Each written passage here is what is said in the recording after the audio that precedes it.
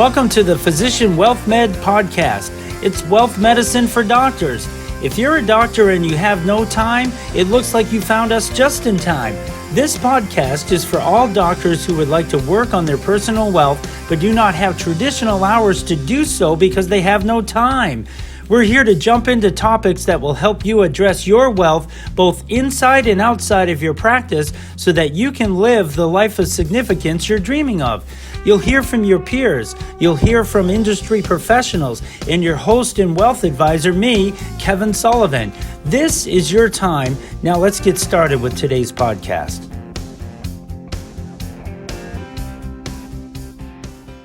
Welcome to Physician Wealth Meds. We like to say it's wealth medicine for doctors. It's our goal on this podcast to help you build wealth both inside and outside of your practice. And today we're going to be talking about something a little bit different because if you have no health, you might not have any wealth. Doctors are the most educated people in the room when it comes to the human body. Yet statistically, they're among the most physically neglected professionals in the country. Long shifts, chronic stress, and the cultural pressure to appear invincible all compound into the body that's quietly breaking down while careers demand more than ever. Like we hear all the time, if you have your wealth, you have everything. But if you don't have your health, man, that changes everything. There was a study through the World Health Organization that says 73% of physicians are above normal weight ranges, which means that 60% are not getting enough exercise according to the breakdown. And physicians that are over age 40, percentages are likely even higher because metabolism slows, practice demands are at peak status, administrative burdens increase, recovery becomes harder if you injure yourselves, and exercise for consistency declines during the mid-career years. It isn't about knowledge. Physicians already know what to do. The issue is having a repeatable system that works inside of a physician's schedule. That's exactly why we have Mark Jellison here today of markjellisoncoaching.com to exercise us, to work us through this particular topic today. So get ready, everyone stretch, and let's go. Welcome, Mark. Thank you so much, Kevin. I'm really excited to be here and discuss with you those topics you just mentioned briefly. And it's incredibly important for a lot of reasons to have this conversation about physicians and about doctors. So let's get in and let's get some good information to the audience. And thank you again for having me. My name is Mark Jellison. I'm from Boston area, and I'm now living in California. And how I got here is part of my story and part of this conversation. I was a track and field athlete in college. And when I was 19, my father passed away from a fatal heart attack. And he was on the outside as fit as a fiddle. And everyone in my hometown would speak highly of his health and how fast he was. And he was a pillar in the community and played softball with his friends and pick up basketball on Tuesday nights. And in his late 50s, he actually passed away playing basketball. And little did I know, but that was probably the root, now that I can reflect back, the root of my journey now in my mid-40s. So I came here after college to pursue my Olympic dream as a decathlete. So I competed in the men's decathlon in college and after college. And although I never made it to the Olympics, I'm really proud and amazingly happy with being able to have represented the USA 3 times. And that was something that at the time was surreal. And during that time, I sponsored myself by becoming a group fitness exercise instructor, and I worked at UC Berkeley with their wellness department, and I dabbled in health coaching, and I became a certified strength and conditioning specialist. So I was wearing a lot of different hats around that time of my life where I was working in athletics and coming from elite athletics myself, and then getting into health coaching with people that were in this position we're talking about today. Stressed, overworked, having incredibly important jobs and responsibilities, but they didn't realize that the real responsibility to be there for their families and to show up for their career was to take care of themselves. So being in those different environments, I was able to, over time, over more than 20 years, come up with the iron longevity method. And what that basically brings us to now is, how can I, as a strength coach and as someone in the health and wellness world as well, how can we deliver good information to save people's lives and to help people who actually saves people's lives on a different level, doctors and physicians? How can we empower them to be more aware of what's happening in their life? Because they have the knowledge, they have the intellect, they have they have the community of other doctors. But when you wear that white robe, you have that status of being invincible and probably not always able to say, I need some help too. I need to work on my health. Let me put my hand up and ask for help myself, when all you do is offer and help other people. So that's where I came from. It really stemmed from athletics and from my family, and following my own dreams and having that support system of coaches and departments that I've worked with and was able to be part of, brought me where I am now, which is, working with people for living anti-dementia lifestyle, training youth athletic environments where, younger people are looking forward to what they have ahead of them. And it all comes down to, the asset, the resource is ourselves, but we don't always know how to take care of ourselves, right? You hear eat healthy, sleep, exercise, but that doesn't actually help anyone until you know how to implement the right systems to get you to do those things. So I found that most people are not suffering from lack of motivation. They have either no system or a broken system. And that's really where I'm at as a coach today, is finding lifestyle into a system that works for everyone. And that's the passion that leads you on. For the ones who have a system, you're there. For the ones who don't have the system, you're there. And I can just see that fire being fueled by your own personal experiences like that. And that's the kind of guests we have on the show. Someone that's got a passion to do what they do, because we all know doctors will go forever in their passion. But sometimes when you look in the mirror and you're saying, man, I need to start focusing on myself too, to work on this, because what you said about eating healthy, getting sleep, and exercise, all of those things are great things, but we want to break those down today so that you can see how you can fit those into your already busy schedules to make it part of your lifestyle so that you don't neglect the person that you are. Hey, let me share a little secret with you too. It's okay. It's okay to be where you're at. It's okay to work on yourself, because you have to take care of yourself. It's just like in an airplane. Put the mask on yourself before you put it on the others. You got to take care of yourself. Yeah. Exactly. And it's so easy to let days and weeks and months and decades go by and look back and go, wow, is this what I'm becoming now, or is this me? And the answer is, no, it's not. It's really not an end game because of where you are now. I mean, what is that saying? It's never too late, never say never. But at the same time, to be able to speak up and be able to say, I'm either not happy or I want more or I demand more, that's where the power is. That's where you can actually step up and inspire other people around you just by saying, I'm worth it. And, this is who I want to become. And it sometimes comes down to not looking at a phone before you go to bed, so you don't have more likely to have unbroken sleep, or to work on a shopping list so that when you're cooking your food, you have superfoods. Or if you're not sure what's a superfood, just do a little research with the internet and AI right now. You could type in, give me 15 superfoods that'll help proven to lengthen my life and my longevity, and within 10 seconds you can have that shopping list. Or you can even order it. You can even order it and have it delivered to your house. Yeah, that's true. And before you say, well, I'll do it after my next shift or after this day or after my son or daughter graduates, there's always a reason, right, to maybe put it off, but there's always the need to tackle it head on. Yeah. And we'll talk about that in this episode too, about the mindset and the lifestyle and what does that look like. I know you and I have had conversations before the podcast here, and you made some really good points that piqued my interest. And let's just jump into the first one. You want to do that? We'll just I'd love that. hit it. Yeah.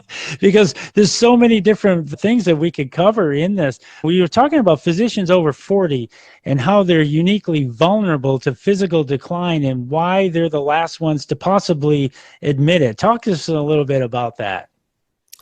It's ironic in a sense, because the same scientific methods that they're using to be, to be who they are and be able to step in to the office and save people's lives and give them the appropriate information, whether it's the medicine or the discussion, that's really, that's almost the same thing that's holding them back, is that they know so much, physicians and doctors.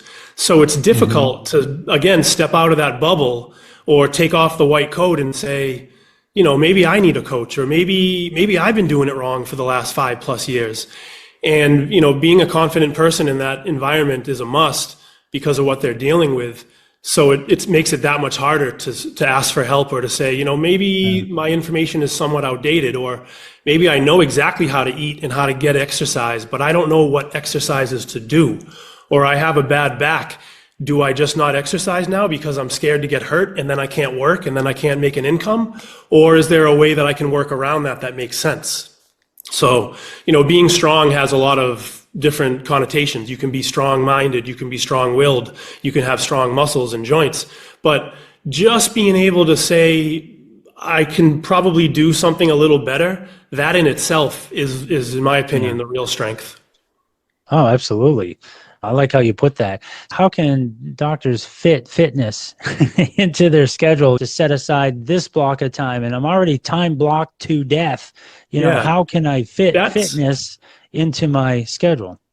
And the time constraint is usually the number one thing that's either the mental block or the mental plus physical block, because in real time, it's a physical and mental thing to show up and exercise. When do you do it? What do you do? How do you do it? How heavy do you do it? How many times do you do it? Right? All these things. So one thing that I think is really powerful to realize is that there is a minimum dose of exercise required in that stimulus you're putting on your body. So it's not really an exact amount of minutes you need. It's really, to backtrack a little bit, you would set goals. And if let's even say you don't even set goals right now, you just want to start exercising. You just want to start building lean muscle tissue, and you just want to enter in the training realm. Because exercise is saying, I can walk instead of taking the stairs. I can, play with my kids instead of hide when they want to do stuff. But training is an actual plan. It's an actual system. It's an expectation, and there's responsibility and accountability. So if we talk about training versus exercise, you need a certain amount of time. I would even say, give or take 20 minutes, 3 to 4 days, or an hour plus per week is enough. So if you look at it like that, that might already lower some of the stress and anxiety of how do I do it? When do I do it? Where do I do it? What do I do? So the minimum dose effect is something that we can either talk further about, but that's a real thing. And of course, doctors and physicians can relate to that, because obviously the dose of medicine or the dose of some prescription is incredibly important. Doctors that I know that are doing this, they can't imagine their life without it. A lot of times we think, really, I'm going to have to give up this to get that, or I'm going to have to put this in my calendar. What about productivity and all the demands that I have on me? But for some reason, it just works. It just fits in. I know for me, I sit a lot as a wealth advisor as well. And if I don't do what I know I need to do, feel it the next day. I know that just by getting the blood flowing makes me cognitively more aware, and it just keeps me fresh. And I live for those moments. And it's something that I've come to grips with myself, that this is what I can do in my profession. And as long as I can do this, I think I'll be okay. But having that plan, like you were saying, is just having something carved out that's designed for you, which might look completely different from another doctor, right? Right. Well, some people either have the home gym or they have the gym membership. They most likely have some form of habit that's in place. Yeah.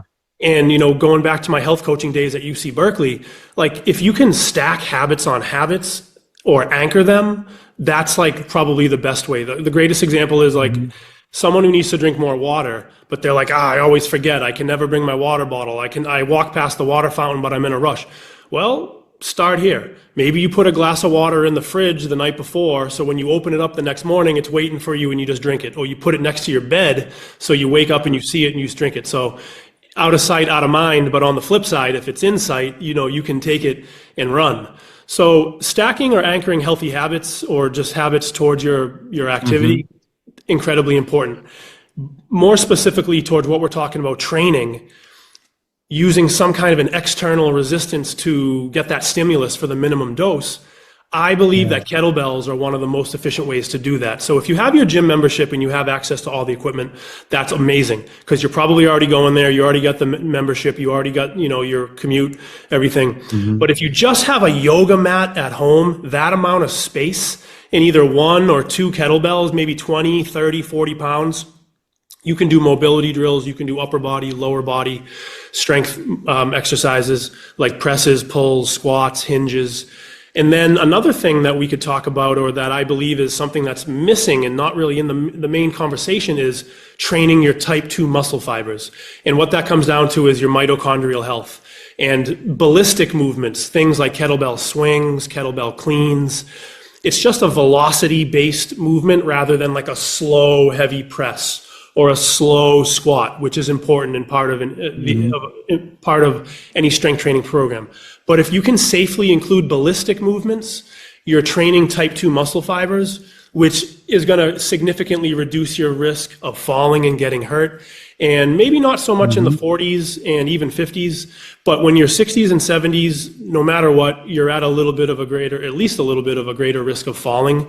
And if you fall and if you get injured, your recovery is slower. It's going to affect your work performance. It's going to affect your mental space. So ballistic training and kettlebells go hand in hand because it is such an easy way to perform a kettlebell swing as opposed to like a dumbbell swing or doing like a body weight plyometric. And a plyometric just moves, it's a rapid change of direction. So like going down and jumping up, right? You have a rapid change in length of the tissue. Not everybody can do impact-based training, especially as we age. So being resilient and durable is one thing, but if you just can't jump because you have a replaced knee or you're training on concrete in your garage and it's not smart, the ballistic training solves that because you don't have to leave the ground and you still get the effects of impact loading rather than having to impact load by jumping and landing. That's a good point. And it's important, I think, to know that there's different types like that, like you were saying. So if you can't do this, don't count yourself out, because we all know what the landscape looks like now. Every doctor listening knows what their life looks like now. I think what they don't know is what would it look like if I started? What does it look like 3 years from now? Who could I be if I just say yes today? I just had a memory. I remember when I was learning the decathlon, I had never pole vaulted. And that's one of the events that I had to learn in college. And I did not do that in high school. I don't even know if Massachusetts offered it in high school.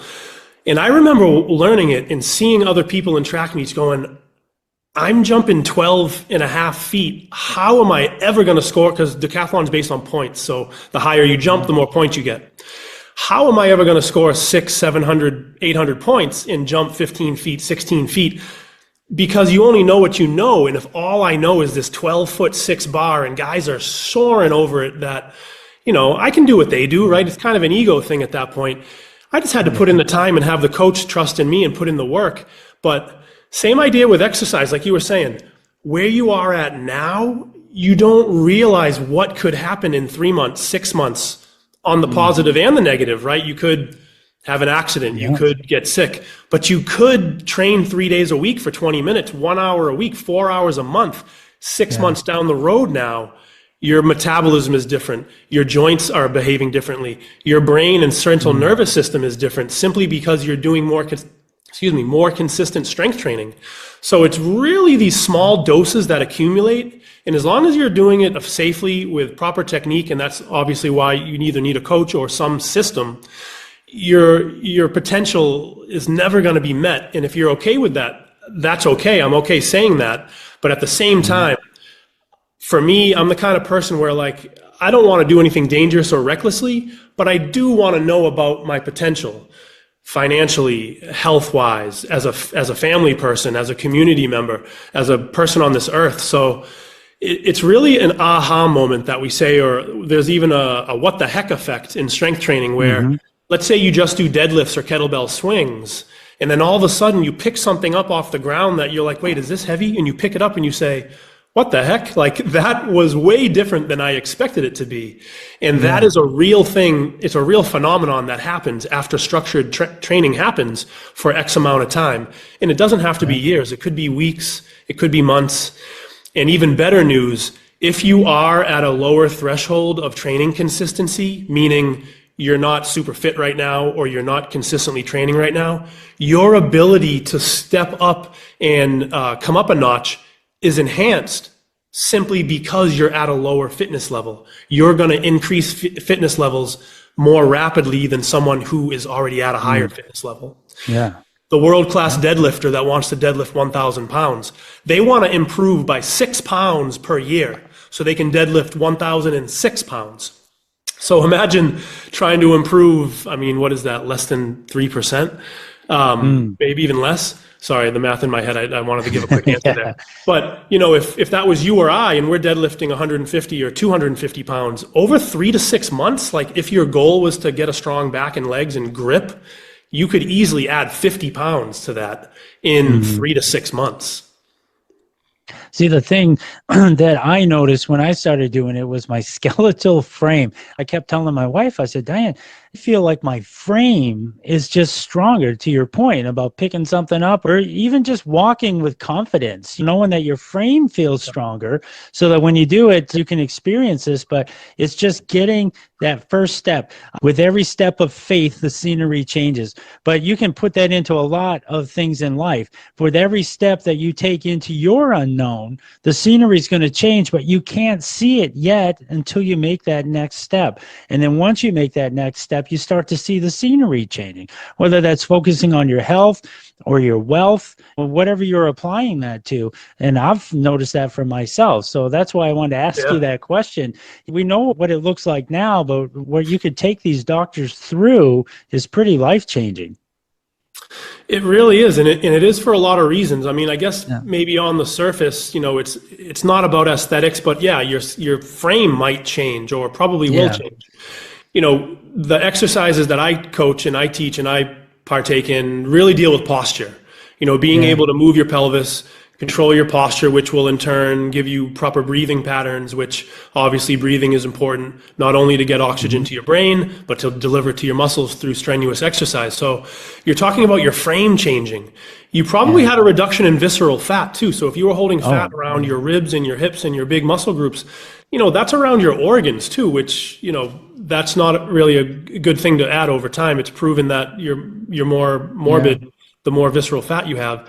And if your posture can improve, you're talking about body language. You're talking about entering the room differently. You're talking about breathing differently.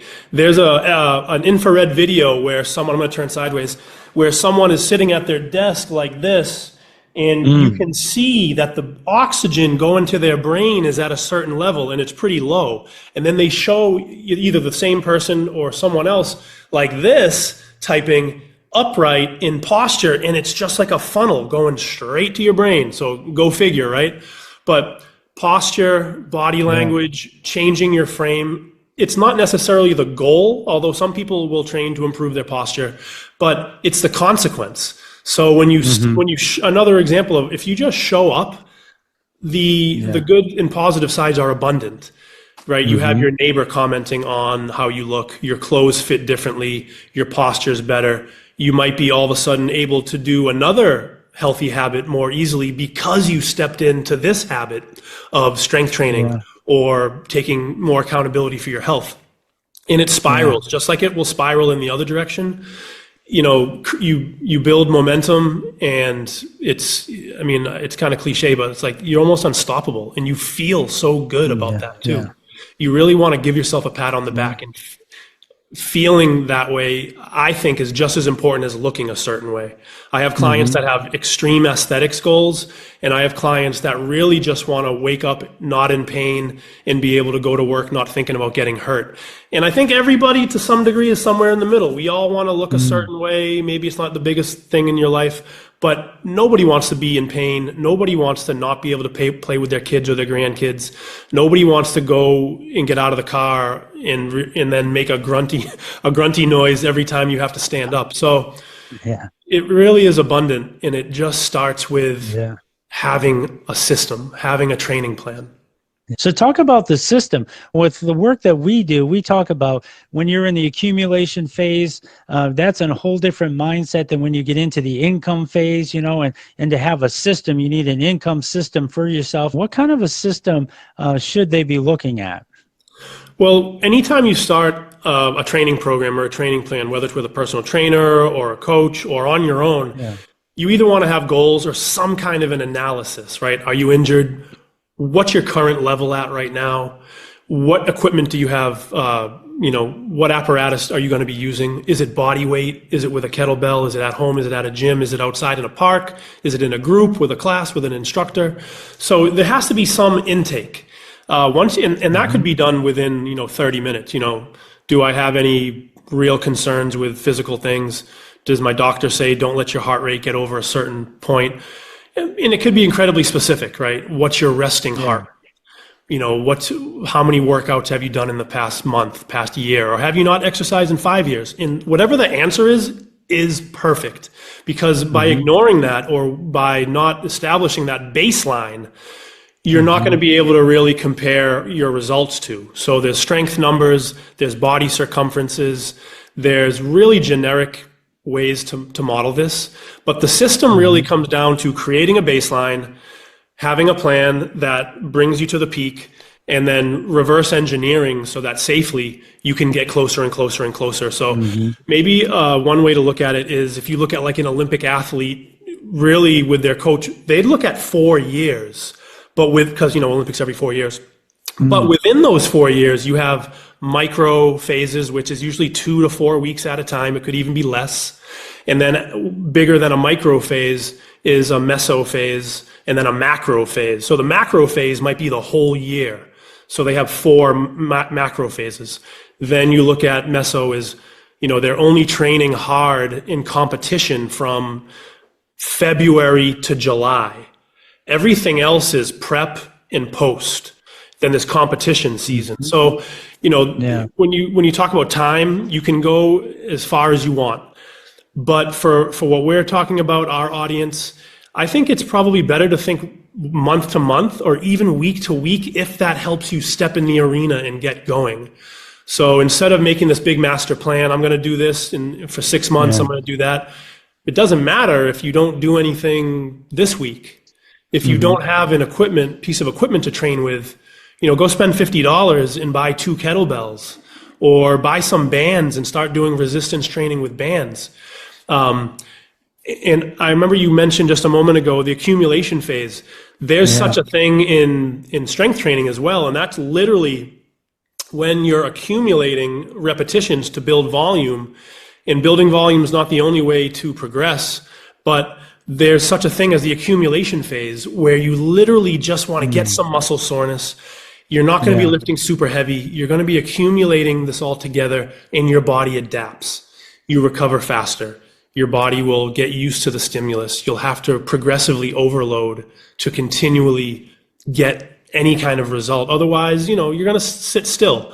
And to be honest, sitting still isn't the worst thing. We don't want to step back.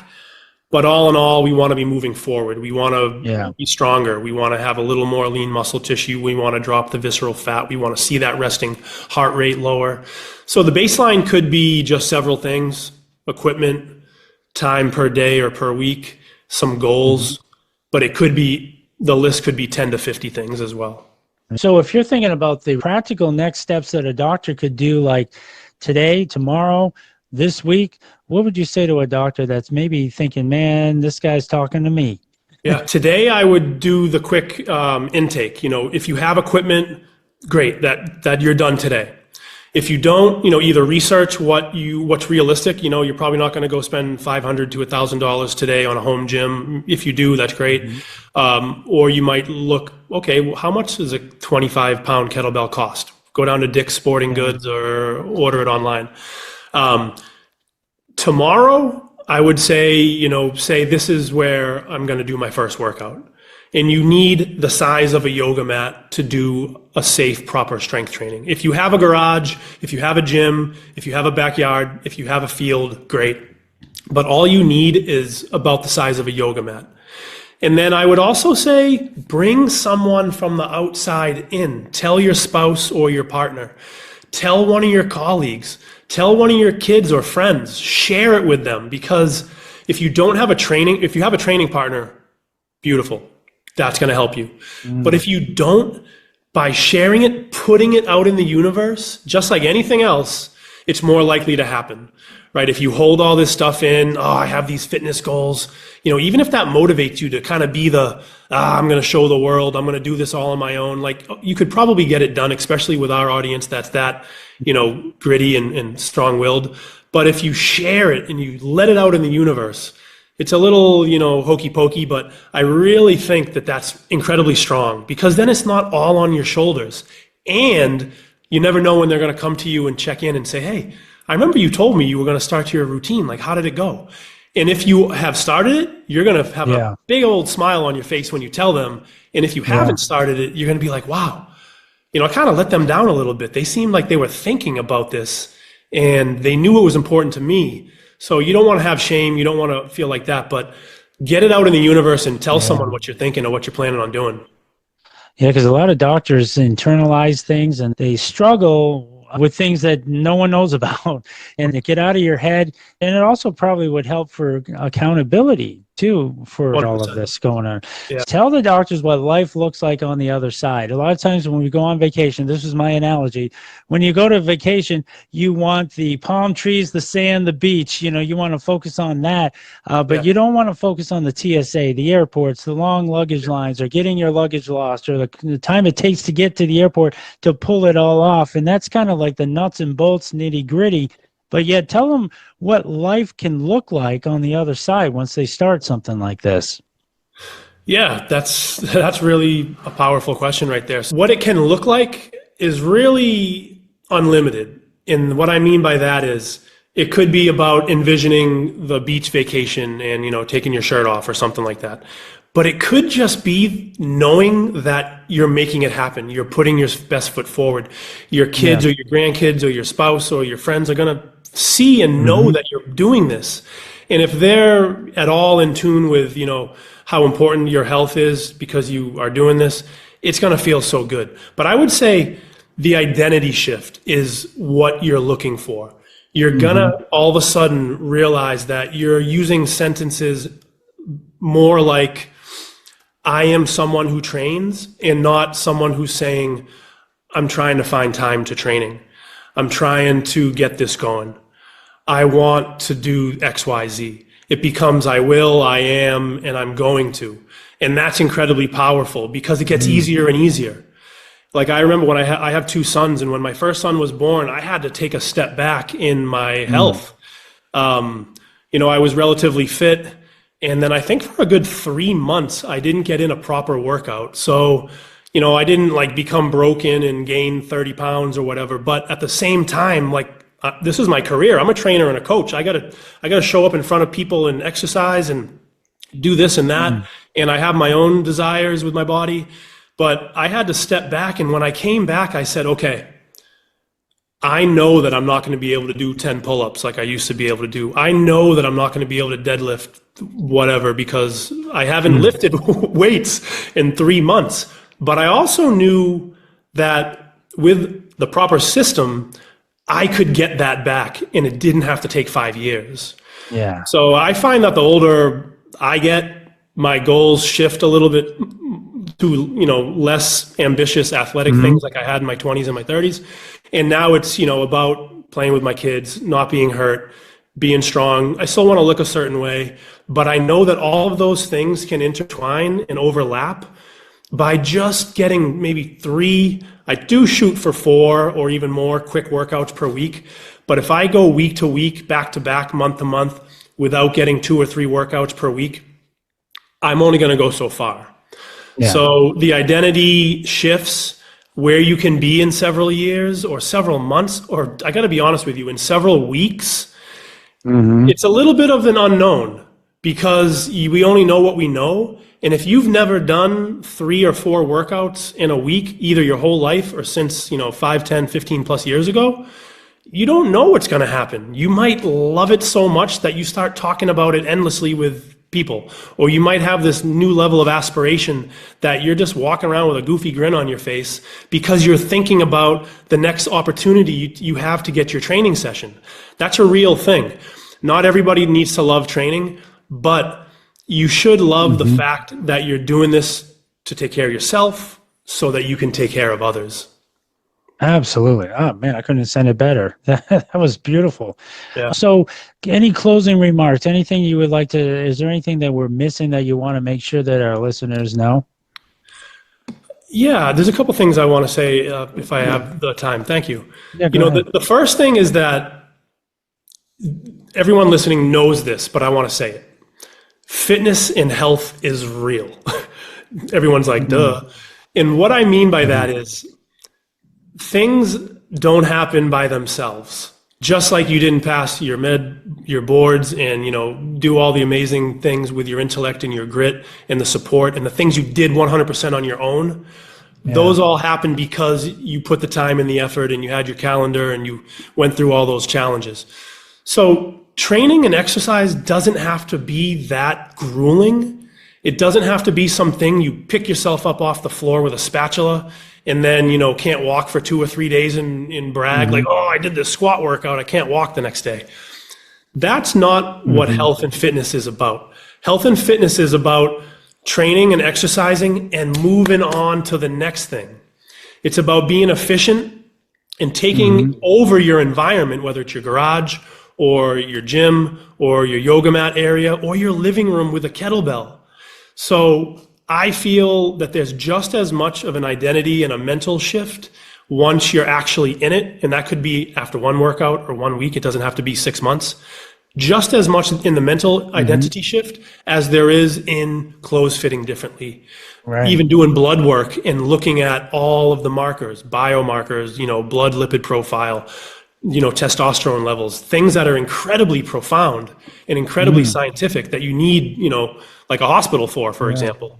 Right. So all of those things are real. It's not a waste of time, number one. It's not a waste of time, and it doesn't take a lot of time.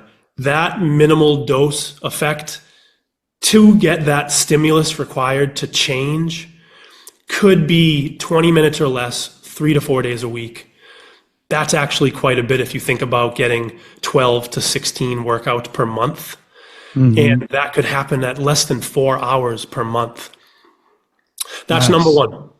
Number two is that as powerful as it is to do these things on your own, it's easier and it's a little bit more fun if you have someone you can share it with. So it could be a community. It could be with me as a coach. You could even just reach out to me, not even wanting to work together, and tell me that you started to train on your own, and I will love that message. I will love, and I will write that back, and I would love to communicate with you about that. So whether it's just putting it out in the universe, sharing it with someone in your life, or with, someone like myself. And also, exercise is magical.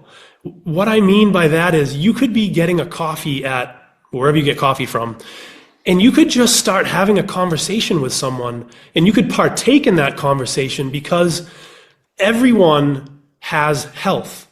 And you can either overhear something and, kind of butt your way in there, and if that's your personality, if that's where your identity shifts to.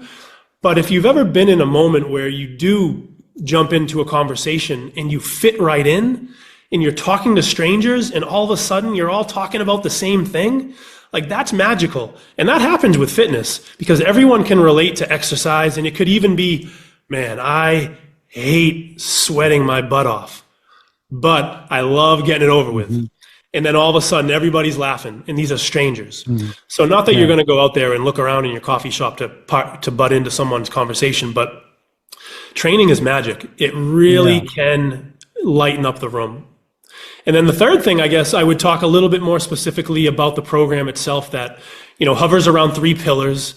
The main pillar, the thing that takes up the most time, is the strength training. I call it primal strength training. It's functional movement patterns, which means, you're really hovering around your big 5 or 6 movements. You're pressing, you're pulling, you're carrying, you're squatting, and you're hinging. There's other movements like, you can add plyometrics, you can add lunging, which is like a squat. It's like a knee dominant squat if you're doing a lunge. But you're really living around these 5 movements. And as powerful as I told you that the ballistic exercises are, the kettlebell swing, or the velocity-based and the speed-based movements to train your type 2 muscle fibers, if you're not able to or you're not ready to do that, you could learn the precursor, which is a hip hinge. So if you had a hip hinge, you would be able to do a kettlebell swing. If you had a hip hinge, you'd be able to do a kettlebell clean.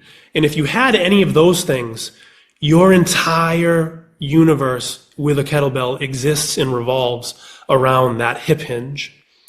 So if you could do one thing, once you are able to get the equipment and have the ability to be wearing the right clothing and have the space, it'd be to practice the hip hinge, because from there it's almost unlimited. Single arm hinges, single arm cleans, single arm swings, two-handed, changing your foot stance. So you can recycle through all these things, and it's a full body movement. So even if you have bad shoulders and a bad neck and you can't do overhead stuff, that's okay, because you can load your spine, which will attribute towards grip strength and more posture by doing your hip hinge.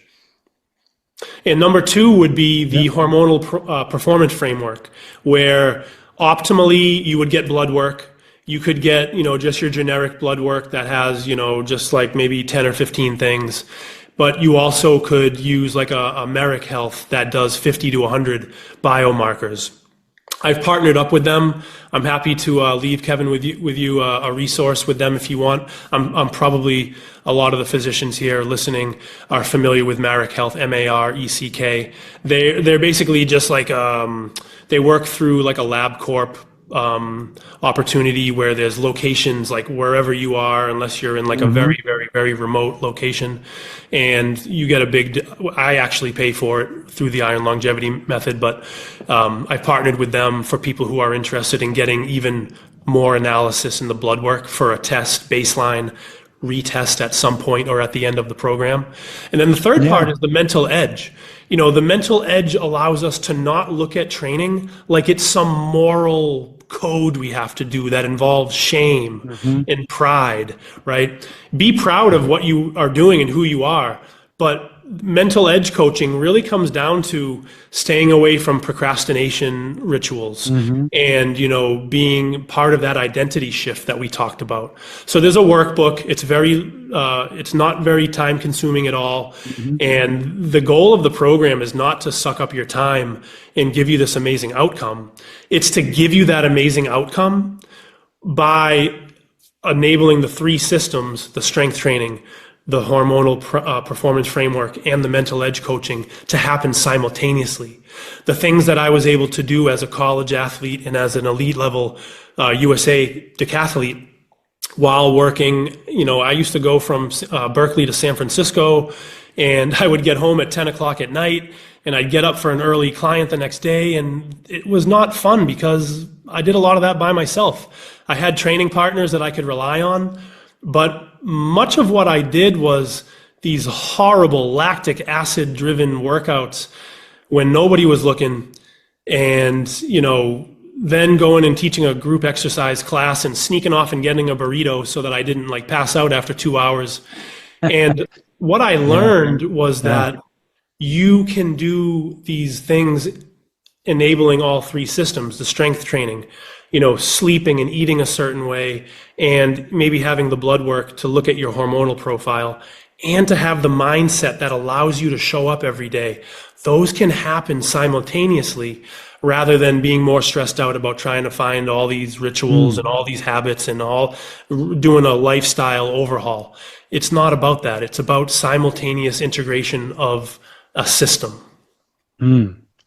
That's awesome. That's exactly why we have you on. By the way, because that is exactly it right there. How can they get in touch with you and all of that? Tell us a little bit about that. Yeah, so I have a website and an email address. I mean, I would give you my phone number too, but that's probably a little odd. But yeah, my email that you can reach me at is markjellison coaching@gmail.com, and my name is MarkJellison, coaching@gmail.com. And it's the same website, so it's markjellisoncoaching.com, where there's specifics on the Iron Longevity Method, as well as my contact information. So my phone number is there, as well as the email. And if you wanted to book a call, I am more than happy to offer a 20-minute plus absolutely free conversation with anyone who wants to talk about their health, wants to talk about where they are now, wants to talk about how to get in the door of what is training and what is it about in your 40s, in your 50s, in your 60s. I have several clients that are that are in their 80s as well. So do not put yourself in an age bracket and say this is how it's going to be. If you take anything away from what I've shared with you today, it's that, and you said it too, Kevin, you don't know what's going to happen 6 months or 1 year or 5 years from now. So where you're at is where you should be, but don't make the decision about what's going to happen next week or next month or next year. Don't already decide your future. So I hope you take me up on that. I would like to set aside 5 positions in the Iron Longevity Method, because you will have complete access to me. Like if I was blessed enough to have, say, 10 people that wanted to join the program, that's a lot of meetings and a lot of information and a lot of intake. But at the very least, please take me up on the call. I would love to talk to 10, 20, 30, or even 100 people that are listening. If I could only influence you to buy a kettlebell, I'll share some videos with you on how to learn the hip hinge or learn the kettlebell swing. And then maybe we could actually do some coaching together if that seemed like it was a good fit for either of us. Yeah, because everybody needs someone that's outside of themselves to keep them motivated and keep them reaching on, which is excellent. Absolutely. Well, I appreciate you joining us today. It's so inspiring too when you see someone, like when I see someone in the park exercising, doing Tai Chi, or bringing a kettlebell and walking around with good posture, like I just want to go up to them and be like, you make me want to go home and work out right now. So never overlook the amount of inspiration you will give to other people just by showing that you are willing to do it for yourself. Yes. Mark, thank you very much. I've been working with physicians for decades, and most doctors spend their entire lives taking care of everyone else's emergencies while they quietly postpone their own life. And that's kind of what we've been talking about. You build the practice, you build the income, you build a reputation, you sacrifice your sleep, you push through the stress, and you keep going because that's what you do, and you've got a passion to do it. But eventually, there comes a moment where you have to ask yourself, what is all this for? Because if I don't have my health, energy, or freedom to enjoy it, what's the point? Your patients need you healthy. Your family needs you present. Your future self needs you to start right now, not someday or not after the next shift. The truth is, you don't need another extreme program. You don't need to be perfect. You don't need to become someone else overnight, but you do need a system. You need a system that works for your life, a system that restores your energy, and a system that helps you feel strong again, physically and mentally and emotionally. It's not just about the money. It's about having the health and the vitality to live the life fully that you were created to do. So if today's episode connected with you in any way, and if there's a part of you that knows it's time to stop putting yourself last, then take action today. Walk, train, sleep better, schedule the checkup, reach out for help, start the system, call Mark or email Mark, because 5 years from now, you'll either be grateful that you started today, or you'll be the one that wishing that you had started. So thank you for joining us on Physician Wealth Meds today. It's a wealth podcast for doctors. I'm Kevin Sullivan, reminding you that true wealth isn't just what you've built financially. It's about having the life, the health, and the freedom to enjoy it. So Mark, thank you so much for joining us here today. I appreciate you. Mark Jellison, coaching.com. Thank you so much. Thank you so much, everybody. Thank you, Kevin. That's our podcast for today. And remember, if you're not working on your personal wealth, who is? Please share this podcast with your friends and colleagues, and make sure you subscribe, like, and share. Any questions about what you heard today, please send an email to kdsullivan at lpl.com. Physician Wealth Meds, wealth medicine for doctors.